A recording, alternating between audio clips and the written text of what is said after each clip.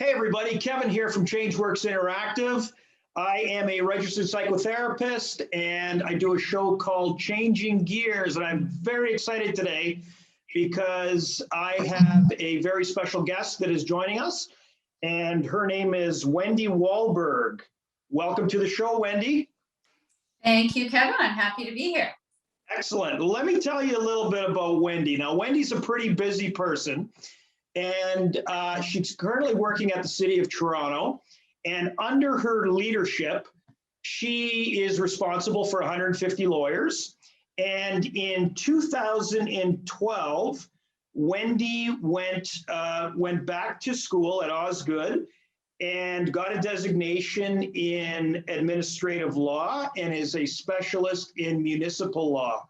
So Wendy's going to tell you all about her experiences working for the City of Toronto. More on a personal level, she's a very active person. She has 3 beautiful daughters who are young adults now. And when she does have any spare time at all, Wendy likes to spend that time out at her cottage and really enjoying the outdoors with her family. Now, I will tell you, Wendy, that the whole team at ChangeWorks Interactive was very excited when you were coming on the show today, and they got to work. The whole team got to work, okay? We've put together some trivia questions, knowing that you're from Thunder Bay originally. Oh dear. So we put together some, and I mean, the whole team was digging deep here. So we got some questions from Thunder Bay, and we've got some questions from Toronto, some trivia questions. So do you think you might be ready to give it a shot? I'll give it a try, Kevin.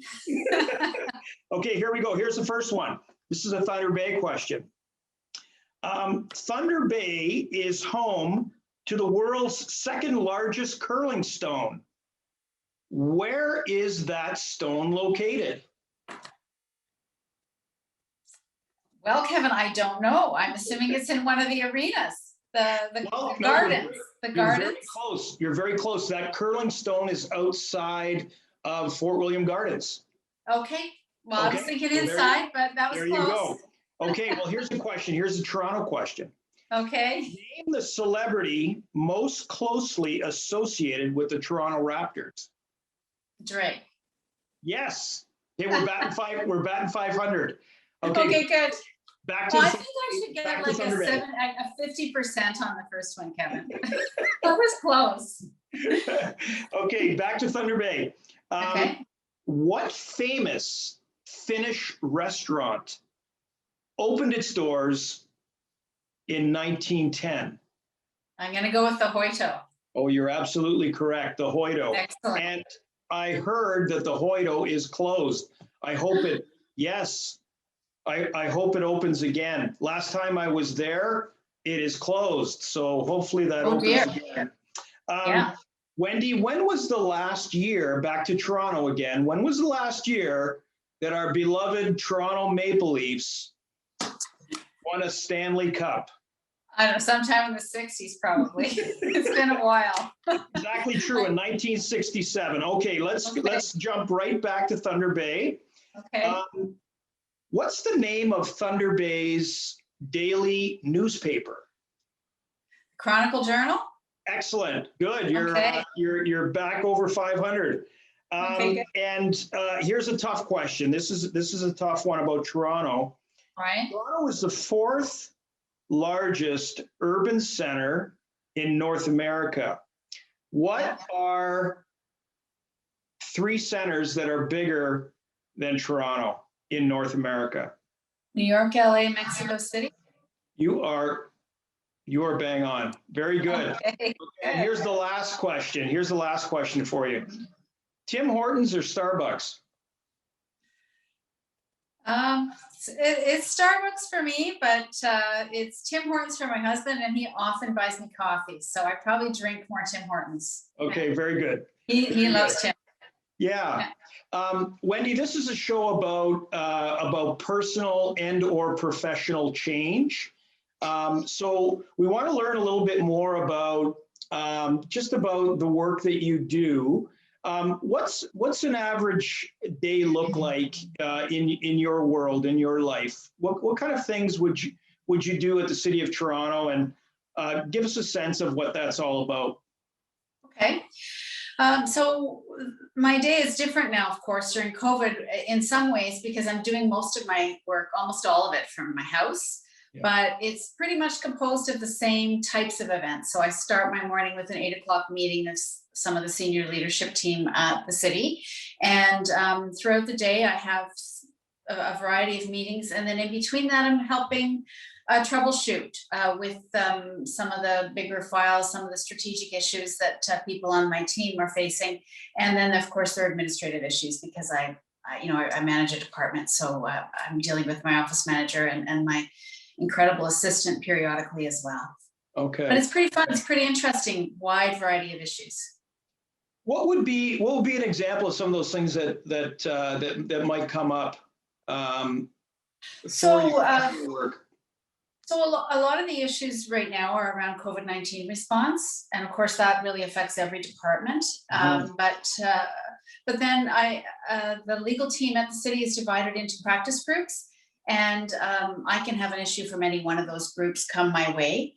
Often things come my way when they're going to be on a council agenda, or when there's been some political interest, media interest, that sort of thing. Or sometimes when two departments are having a little trouble agreeing and the lawyers are feeling in the middle, they want to discuss how to stick handle it. But there are land use planning issues, a lot of those, so development applications, employment law issues, a lot of wide variety of litigation issues, and then really the lawyers at the city deal with everything from municipal finance to police services advice to parks and recreation, shelters, pretty much everything, water supply, road repair, everything. So it sounds like you really do have to keep your finger on a lot of different things that are going on. Someone compared it today to plate spinning, like you get one going and then you go pay attention to the other one, but you have to keep the first one spinning. Yeah. Sure, like the old Johnny Carson Tonight Show, where the guy would come in. Right. Yeah. Wow. Okay, Wendy, give us a sense of what's the best part of your work and the best part of your job? And I, just listening when you told me how many people you were responsible for that are under your leadership, it sounded daunting to me. That you have all these people that are reporting, and I imagine that means lots of meetings for you and that kind of thing. So actually those people are the best part of what I do, I have to say. Okay. I am really fortunate to have an incredible team, and it's, of course, the lawyers are all really dedicated and professional, and they're a very creative bunch, which is makes my job really interesting, because I get to talk about I get to strategize and problem solve with people who are really engaged and creative, but we also have excellent support staff. So, I mean, we have a lot of paralegals, law clerks, we have an IT group, a librarian, and a lot of legal assistants, and of course my own assistant, without whom I couldn't manage. So it's a great team, and there's also a really good senior leadership team at the city, and I end up often collaborating with people who head up other divisions in the city, and that's always very rewarding as well. Very good. Very good. Do you work closely with John Tory or not? It depends on the issue. There are certain issues where I do end up talking to him. I'm often in meetings with him and others. So he has his own small staff that are part of his office, and but they interact with department heads all the time, as does he. Okay. Well, what do you find? I find that really interesting. Like what do you find is the most challenging part of the work that you do? What is it that it's like that's a very difficult thing that I do? Well, it is difficult to juggle some of these issues where there are a lot of competing interests. So the Legal Services Division represents all the divisions in the city, and we represent city council. And of course, each of those groups applies their own lens to a problem and has their own interests to pursue. They've got their own mandate from council, and the politicians have their own views too. So trying to find a way through some of those problems can be challenging, but again, people are pretty creative. We always find a way through. And the other thing that is tricky is one that you just mentioned, particularly during COVID-19, when we're not all in the office, is leading a team, because the whole team is over 300 people, and it's this is a different way of working together right now, and people, we're all trying to find new ways to connect and to ensure that that we still feel like a team. So everyone's putting that's the challenge, isn't it? Like in my world, a lot of people I find are just, they're sort of melting down in a way, that this has dragged on so long now. We don't really know. It's the uncertainty, I think, of when this is going to end. When is the vaccine rollout going to happen? When can we get back to normal? And I think just doing some things, just coaching people around, trying to maintain routine in your life, trying to eat healthy, trying to exercise, just doing those basic things. I spend a lot of time talking to people about those types of things. Let me switch gears with you a little bit, Sure. Wendy. You must get people that come to you, and maybe students that are applying to get into law school. What's some of the advice you might give to somebody that wants to go that route? I always tell people to take courses they enjoy, and because I think if you enjoy something, you're more inclined to do well. And law schools, at least when I was applying, they didn't really look at what courses you'd taken, so they just looked at your marks. And because you can really go many directions with law. So it's not necessary to take law as an undergraduate degree, for example. So people came into my program when I was in law school from engineering and science. Others were from more typical backgrounds, like I was, with a couple of years of journalism and English and political science. But many people came from undergraduate degrees that you wouldn't necessarily contemplate as leading into law, and they've had really interesting careers. If you're in construction law, which is a huge field, it's great to have an engineering degree. It's great to have that ring on your hand, so people sitting across the table from you know that you actually know what you're talking about. Sure. So I always tell people, take what you enjoy. I mean, I think that's good advice for anyone, really, is follow what you enjoy, and it'll lead you somewhere, what you like and what you're good at. But it's true if you're trying to get into law school as well. Yeah, very good. It's so competitive to get into professional programs now. It's so tough. Is there a requirement at all for a well-rounded candidate? For example, would you know about getting into law school? Is that an important piece? When I was applying, which was many years ago, some schools looked at that more than others, and I believe that that is still true. And I do know that there are schools that look at what extracurricular activities you've been involved in and how well-rounded you are. I think that's actually a good thing to do, frankly. Yeah, I think so too. On a personal level, Wendy, you've done a lot of different things, and you switched gears a little bit in your career as well.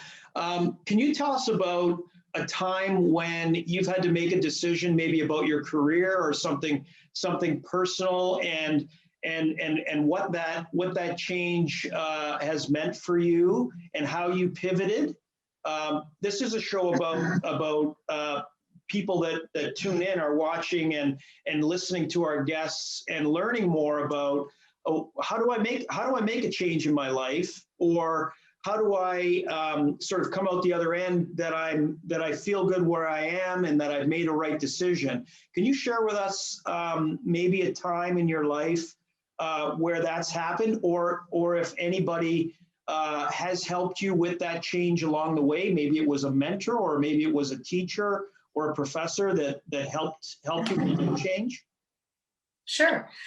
There was certainly a point in my career where I felt like I wanted to do more. I wasn't sure what that was. Maybe not more, but something different. And because I wasn't sure what that was, I decided that, I felt a little stuck, and I wasn't really sure how to move out of that. So I decided I would try to do something every day to help me learn a bit more about what I might do next. It might be 15 minutes a day. I was doing a little research about, I don't know, options. And, or I would take a step toward doing something more. So what I took opportunities. If speakers were needed for something, I put my hand up. If people were needed to write an article about my area of law, I put my hand up. And that led to other things. I wrote a couple of articles in a bar association publication, really just because they needed some articles. And then someone saw one of those articles and invited me to write in another publication. So I did a couple articles for them. And then someone from there asked me if maybe I would like to lecture. So I did a few lectures at a law school, and I really enjoyed that. And everything just kind of built on everything else. And then I decided to take some courses in my own time to do the admin law LLM. I still remember the night before I started that, I was worried. I had 3 children, and my evenings and weekends were pretty busy to begin with.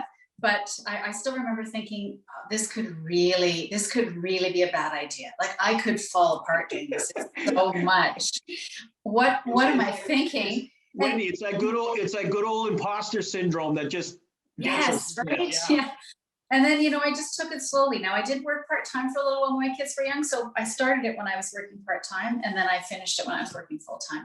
But, you can go at your own pace with things. I just, at that point in time, I needed to feel like I was moving forward each and every day, even if it was just in very small increments. We talked to people who might have ideas about options that were out there. I really had no idea where I was going, but I just thought I would explore. Very good, very good. You were telling me that you love reading, right? You always got something on the go, and you're involved with some different projects that are of interest for you. Can you tell us about any of those? Sure. Well, back to the taking care of yourself piece that you just raised. And I 100% agree with you about, the main 3, which are getting enough sleep, eating well, and getting some exercise. I also try to do something for escape every day. And often it's, a crossword puzzle or watch some comedy, but I always have some good fiction on the go. And that's really, really important to me. So that's mostly what I read. I mean, occasionally I read nonfiction, but I mostly read fiction. And projects, well, I'm on the Lakehead University Board of Governors, and have been learning a whole new skill set through that, because I'm used to being the advisor for that kind of a body, because I advise City Council, but now I get to bring the motions and put my hand up. And we've done some continuing professional development for board members. So I've had an opportunity to learn about board governance from some people who are really experts in that area. And, it's always great to be learning new things. I think we all should always be learning new things. It makes life a little more interesting, and I'm finding it exhausting sometimes, but overall it's pretty fun, and you get to meet new people too with different areas of expertise and interest. Very good, very good. So when your work life is either slows down or comes to an end, where is Wendy going to be? Where is Wendy going to be kicking her feet up? Well, you know what? I don't know, Kevin, but I've been thinking maybe I need to start doing what I was just describing I did maybe 10 years ago, and just doing a little exploring, just, every day, just explore a little bit, because I don't see myself fully retiring. I'd like to do a little bit of something else after I retire. And where am I going to be kicking my feet up? I don't know. Maybe the cottage. Don keeps telling me I need to kick my feet up in somewhere with a lot of snow so we can ski. I don't know. Excellent. Yeah, it's hard to say. Very good, very good, very good. So the next chapter is being written as we speak, I guess, right? I think so, yes, like all of us. Good, very good, very good. It's an evolving story. That's That's wonderful. That's wonderful. Wendy, I want to thank you so much for reconnecting and joining us today. I think there's going to be some people that hear your story that find it really inspiring about all the cool things that you're doing. So I want to thank you again for being on the show. And I just want to let listeners know again that we're going to keep doing these podcasts, and they're a lot of fun for myself, and they're a lot of fun for our guests, and we learn something new every time. Thanks again, Wendy, for joining us. My pleasure, Kevin. It's always great to see you, even virtually, and it's always great to chat with you. Wonderful. Thank you so much. See you, Wendy. See you later. Bye. Okay. Bye now.